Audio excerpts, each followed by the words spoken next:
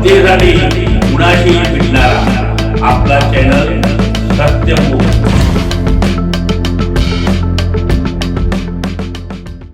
येत्या अधिवेशनापूर्वी वृत्तपत्र विक्रेते यांच्यासाठी महामंडळ स्थापन करणार असल्याचं मंत्री आशिष शेलार यांची विधान परिषदेत ग्वाही।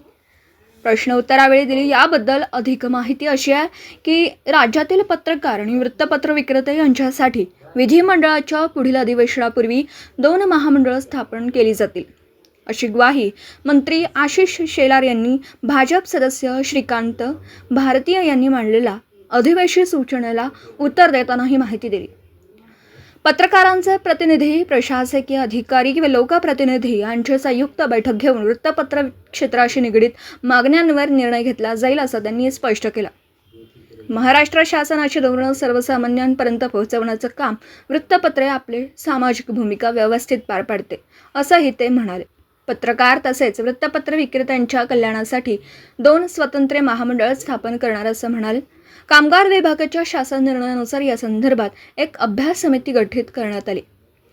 समितीच्या अहवालानंतर पत्रकार आणि वृत्तपत्र विक्रेते यांच्यासाठी कामगार विभागात 2 स्वतंत्र महामंडळ स्थापन करण्यासाठी मुख्यमंत्री देवेंद्रजी फडणवीस यांच्याशी बैठक घेऊन सकारात्मक निर्णय घेतले जातील, असे नामदार अनिल शेलार म्हणाले। तसेच ज्येष्ठ पत्रकारासाठी आचार्य बाळकृष्ण शास्त्री जांभेकर पत्रकार सन्मान योजनेमार्फत 20,000 रुपये प्रतिमाह सन्मान निधी सध्या पात्रता अटी पूर्ण करणाऱ्या 180 ज्येष्ठ पत्रकारांना दरमहा 20,000 रुपये इतके मानधन दिले जातं। पत्रकार सन्मान निधी योजनेच्या निष्कर्षांमध्ये सुधारणा करण्याबाबत संबंधित विभागासोबतच लवकरच बैठक घेण्यात येईल।